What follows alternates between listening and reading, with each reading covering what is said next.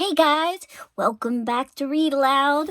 We are reading The Tale of Despereaux by Dicamillo. And when we were last here, we ended the third book. There are 4 total books. And so we are to book the 4th called Recalled to the Light. So recalled, like if you have a recall on a car, you have to go bring it in and have it fixed. So you have to be brought back to its origins and recalled to the light. So who is going to be recalled to the light? Maybe it's more than one. So in this particular set of chapters, this is very important. Actually, it's a much bigger one in the book. This one's plastic. As you can see, it's like scratched off. Yeah, so a knife becomes very important in these chapters. So, get your brave face on. All right, here we go. Chapter 34. Kill 'em even if they is already dead. Reader, did you not forget about our small mouse? Did you? Back to the light, was what Gregory whispered to him when he wrapped Despereaux in his napkin and placed him on the tray. And then Mig, after her conversation with Roscuro, carried the tray into the kitchen. And when she saw Cook, she shouted, "It's me, Miggery Sow, back from the deep downs." "Ah, lovely," said the cook, "and ain't we all relieved?" Mig put the tray on the counter. "Yeah," said Cook, "your duties ain't done. You must clear it." "How's that?" shouted Mig. "You must clear the tray," said the cook. She reached over and took hold of the napkin and gave it a good shake, and Despereaux tumbled out of the napkin and landed right directly plop in a measuring cup full of oil. "Yuck!" said the cook. "A mouse in my kitchen, and my cooking oil in my measuring cup. You, Mig, kill him directly." Mig bent her head and looked at the mouse slowly sinking to the bottom of the glass cup. "Poor little Macy," she said, and she stuck her hand down into the oil and pulled him out by his tail. Despereaux, gasping, coughing, and blinking at the bright light, could have wept for joy at his rescue, but he was not given time to cry. "Kill him!" shouted the cook. "Good," said Meg. "All right." Holding Despereaux by the tail, she went to get the kitchen knife. But the mouse tail, covered as it was in oil, was slick and difficult to hold on to, and Meg, in reaching for the knife, loosened her grip, and Despereaux fell to the floor. Meg looked down at the little brown bundle of fur. "Oh," she said, "that killed him for sure." "Kill him if he's already dead," shouted the cook. "That's my philosophy with mice. If they're alive, kill them. If they're dead, kill them. That way you can be certain of having yourself a dead mouse, which is the only kind of mouse to have." "That's some good sophisy, that is. Kill 'em, even if they's already dead." "Hurry, you cauliflower-eared old fool!" shouted Cook. "Hurry!" Despereaux lifted his tail from the floor. The afternoon sun was shining through the large kitchen window. He had time to think how miraculous the light was, and then it disappeared as Meg's face loomed into view. She studied him, breathing through her mouth. "Little Macy," she said, "ain't you gonna skedaddle?" Despereaux looked for a long time into Meg's small, concerned eyes.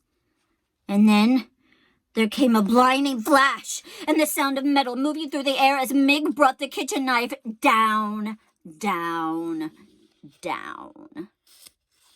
Despereaux felt an intense pain in his hind quarters. He leapt up and into action. Reader, he scurried. He scurried like a professional mouse. He zigged to the left. He zagged to the right. Go! Shouted Meg. Missed him! Ain't that a surprise? Said Cook, just as Despereaux scurried under a crack in the pantry door. I got the little Macy's tail, though, said Meg. She bent over and picked up Despereaux's tail and held it up, proudly displaying it to Cook. So, shouted Cook, what good will that do us when the rest of them has disappeared into the pantry? I don't know, said Meg, and she braced herself as Cook advanced upon her, intending to give her a good clout to the ear. I don't know. Chapter 35. The Knight in Shining Armor. Despereaux was pondering the reverse of that question. He was wondering not what he would do with his tail, but what he would do without it. He was sitting on a bag of flour, high atop a shelf in the pantry, crying for what he had lost. The pain in his hind quarters was intense, and he wept because of it. But he also cried because he was happy. He was out of the dungeon. He had been recalled to life. His rescue had happened just in time for him to save the Princess Pea from the terrible fate that the rat had planned for her. So Despereaux wept with joy, and with pain, and with gratitude. He wept with exhaustion, and despair, and hope. He wept with all the emotions a young small mouse who's been sent to his death and then been delivered from it in time to save his beloved can feel. Reader, the mouse wept. And then he lay down on a sack of flour and slept. Outside the castle the sun set, and the stars came out one by one, and then they disappeared and gave way to the rising sun. And still Despereaux slept. And while he slept, he dreamt. He dreamt of the stained glass windows and the dark of the dungeon. In Despereaux's dream, the light came to life, brilliant and glorious, in the shape of a knight swinging a sword. The knight fought the dark, and the dark took many shapes. First, the dark was his mother, uttering phrases in French. And then the dark became his father, beating the drum. The dark was Furlough, wearing a black hood and shaking his head no. And the dark became a huge rat, smiling a smile that it was evil and sharp. The dark, said Despereaux, turning his head to the left. The light, he murmured, turning his head to the right. He called out to the night. He shouted, "Who are you? Will you save me?" But the knight did not answer. "Tell me who you are," Despereaux shouted. The knight stopped swinging his sword. He looked at Despereaux. "You know me." "How?" said Despereaux. "I don't." "You do," the knight said. He slowly took the armor off his head and revealed nothing. No one. The suit of armor was empty. "Oh!" oh, no, said Despereaux. There's no knight in the shining armor. It's just make-believe, like happily ever after. And in his sleep reader, the small mouse began to cry. Chapter 36. What Mig Carried. Remember what I had in the beginning? And while the mouse slept, Roscuro put his terrible plan into effect. Would you like to hear, reader, how it all unfolded? The story's not a pretty one. There's violence in it and cruelty. But stories like that have a certain value too, I suppose. Everything, as you well know, having lived in this world long enough to have figured out a thing or two yourself, cannot always be sweetness and light. Listen, this is how it happened. First, the rat finished, once and for all, the job he had started long ago. He chewed through Gregory's rope all the way through, so that the jailer became lost in the dungeon maze. Late at night, when the castle was dark, the serving girl Miggery climbed the stairs to the princess's room. In her hand, she carried a candle, and in the pockets of her apron were two very ominous things. In the right pocket, hidden in case they should encounter anyone on the stairs, was a rat with a spoon on his head and a cloak of red on his shoulders. So who is that? Roscuro. In her left pocket was the kitchen knife, the same knife that Miggery had used to cut off the tail of a certain mouse. These were the things: a rat and a knife and a candle that Meg carried up with her as she climbed up, up, up the stairs. "Gosh!" she shouted to the rat. "It's dark, ain't it?" Yes, whispered Roscuro from her pocket. "It is quite dark, my dear." "When I'm a princess," began Meg. "Shh," said Roscuro. May I suggest that you keep your glorious plans for the future to yourself? And may I further suggest that you keep your voice down to a whisper? We are, after all, on a covert mission. Do you know how to whisper, my dear?"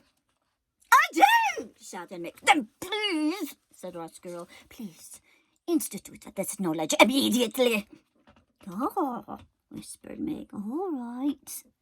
"Thank you," said Roscuro. "Do I need to review the plan of action?" "I got it all straight in my head," whispered Meg, and she tapped the side of her head with one finger. "How comforting," said Roscuro.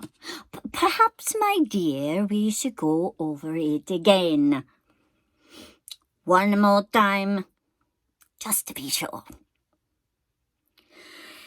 "Well," said Meg, "we go into the princess's room, and she will be sleeping and snoozing and snoring, and I'll wake her up and show her the light and say, 'If you does not want to get hurt, princess, you must come with me, and you will not hurt her,'" said Roscuro.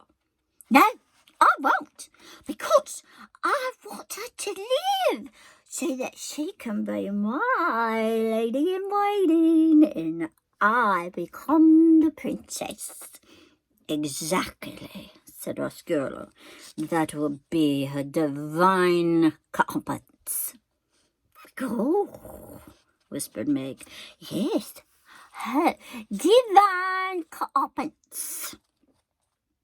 Meg, of course, had no idea what the phrase divine competence meant, but she very much liked the sound of it, and she repeated it over and over to herself. Divine competence. Divine competence. Divine. Until Roscuro said, and then, continued Meg, I told her to get out of her princess bed and come with me on a little journey. Said Roscuro. A little journey. That's right. I love the understatement of that phrase. A little journey. Oh, it'll be a little journey, indeed it will. And then, said Mick, who was now coming to her favorite part of the plan, we take her to the deep downs and we give her some long lessons on how to be a serving girl. And we give me some short lessons on how to be a princess. And then, when we's all done studying up, we switch places. I gets to be the princess and she gets to be the maid. Go! Reader, this plan that Roscuro presented to Meg when he first met her was, of course, a ridiculous plan. No one would ever for a blind minute mistake Meg for the princess, nor the princess for Meg. But Miggery Sow, as I pointed out to you before, was not the sharpest knife in the drawer. And reader, she wanted so desperately to become a princess. She wanted. Oh, how she wanted. And it was because of this terrible wanting that she was able to believe in Roscuro's plan with every ounce of her heart. The rat's real plan was, in a way, more simple and more terrible. He intended to take the princess to the deepest, darkest part of the dungeon. He intended to have Meg put chains on the princess's hands and feet. And he intended to keep the glittering, glowing, laughing princess there in the dark forever.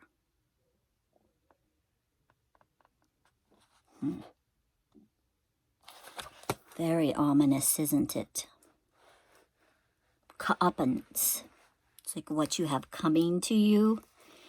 Divine, as if it's from the gods or fate, so that, this is what you deserve from above. But is that really what's going on? Who's deciding the competence?